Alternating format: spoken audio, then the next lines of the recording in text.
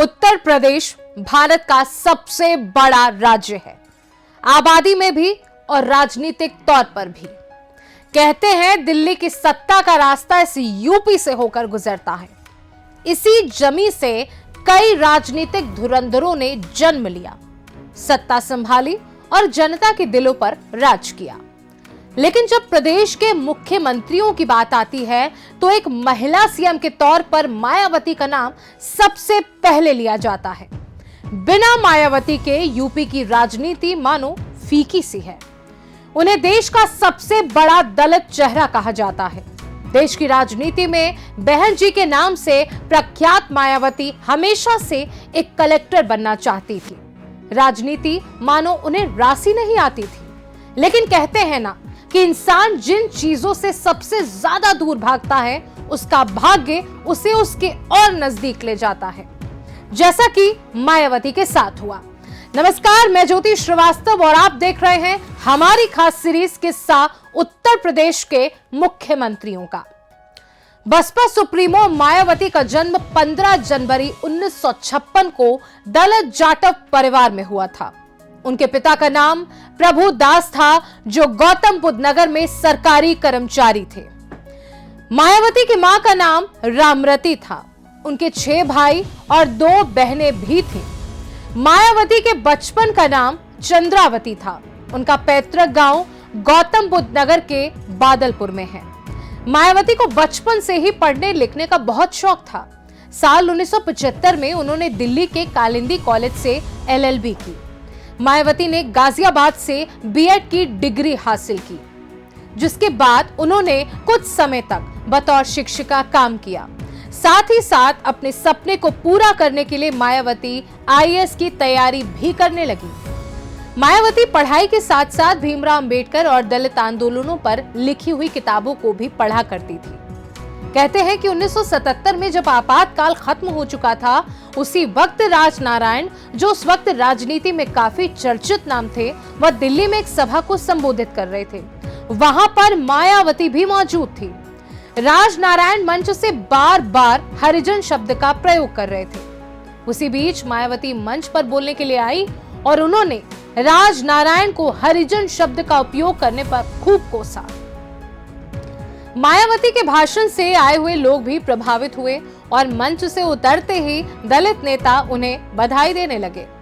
फिर यह खबर उस समय दलितों के नेता काशी राम तक पहुंची और वह मायावती से मिलने उनके घर पहुंच गए। मायावती से उन्होंने राजनीति में आने की बात कही, लेकिन मायावती ने उन्हें बताया कि उनका सपना IAS बनने का है। फिर काशीराम ने कहा कि आप हमारे साथ आ जाओ, आप उस ऊंचाई तक जाएंगी जहां पर सैकड़ों IAS आपके आदेश को मानेंगे। जब मायावती ने राजनीति में जाने की बात अपने पिता को बताई, तब उनके पिता को मायावती का यह फैसला रास नहीं आया। उन्होंने मायावती से साफ कहा कि या तो घर छोड़ दो या फिर राजनीति। और फिर क्या, मायावती ने राजनीति को चुन लिया। काशीराम ने जब साल 1984 में बहुजन समाज पार्टी का गठन किया तो मायावती को उस टीम में कोर मेंबर बनाया गया। साल 1989 में उन्होंने पहली बार लोकसभा चुनाव लड़ा।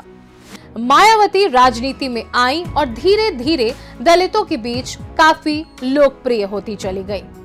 3 जून 1995 को मायावती ने देश के सबसे बड़े राज्य उत्तर प्रदेश के मुख्यमंत्री पद की शपथ ली।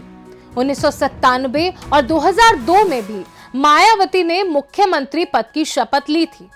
15 दिसंबर 2001 को काशीराम ने मायावती को बहुजन समाज पार्टी का प्रमुख बना दिया था। 2007 में मायावती ने चौथी बार उत्तर प्रदेश के मुख्यमंत्री पद की शपथ ली और पूरे 5 साल तक सूबे की मुख्यमंत्री बनी रही। बता दें, मायावती के सियासी सफर की शुरुआत वेस्ट यूपी से हुई। उन्होंने अपना पहला चुनाव 1984 में कैराना सीट से लड़ा और हार गई। 1985 में बिजनौर लोकसभा सीट उपचुनाव लड़कर भी हारी। 1987 में हरिद्वार से उपचुनाव लड़कर भी हारी। मायावती को पहली जीत 1989 के लोकसभा चुनाव में बिजनौर से मिली। वह सांसद बनी।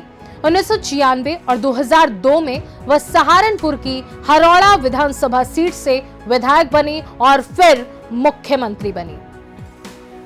सियासत में मायावती ने कई बार अपने सख्त तेवर भी दिखाए।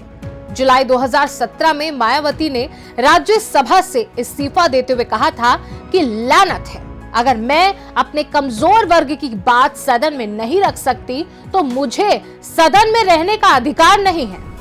मायावती देश की पहली दलित महिला मुख्यमंत्री हैं।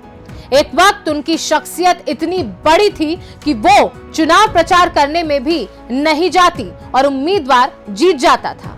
बहुत कम लोगों को पता है कि साधारण परिवार से ताल्लुक रखने वाली मायावती जब 1995 में पहली बार उत्तर प्रदेश की मुख्यमंत्री बनी तो देश के तत्कालीन प्रधानमंत्री पीवी नरसिंह राव ने उन्हें लोकतंत्र का करिश्मा कहा था।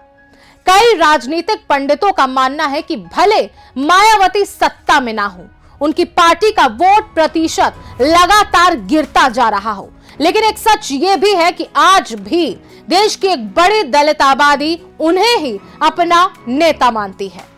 मायावती जब चौथी बार उत्तर प्रदेश की मुख्यमंत्री बनी तो उन्होंने अपना 5 साल का कार्यकाल पूरा किया था।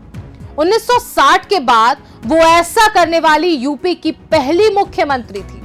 हालांकि सियासत में रुतबा बढ़ने के साथ साथ कई घोटालों में उनका नाम भी आया। लोग ये सवाल करने लगे कि 1995 में महज 1.12 करोड़ की संपत्ति वाली मायावती के पास 2012 में 112.64 करोड़ की संपत्ति कैसे आ गई। मायावती सरकार ने लखनऊ, नोएडा और बादलपुर गांव में बनाए गए स्मारकों के लिए लगभग 750 एकड़ बेशकीमती जमीन इस्तेमाल की और इन स्मारकों के निर्माण पर लगभग 6000 करोड़ रुपए खर्च किए। इतना ही नहीं, स्मारकों के रखरखाव के लिए लगभग 6000 कर्मचारी रखे गए।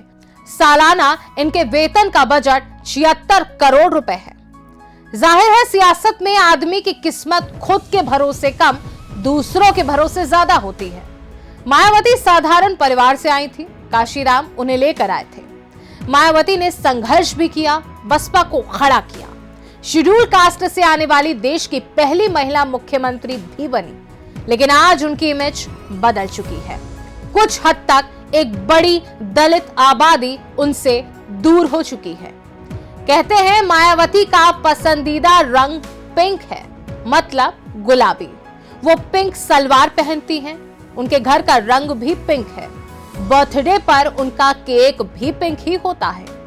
मायावती ने अपने राजनीतिक जीवन में बहुत से मुश्किल दौर देखे हैं, लेकिन कभी अपने संकल्प से डिगी नहीं। उनकी यही खासियत है जो विश्व के 50 बेहतरीन नेताओं की लिस्ट में मायावती का नाम शामिल है और उन्हें भारतीय राजनीति में बहन जी और आयरन लेडी की उपाधि दी गई है। खैर, आपको हमारा ये एपिसोड कैसा लगा हमें कमेंट करके जरूर बताइएगा। हम फिर हाजिर होंगे यूपी के एक और नए मुख्यमंत्री की नई कहानी के साथ। तब तक मुझे दीजिए इजाजत। नमस्कार।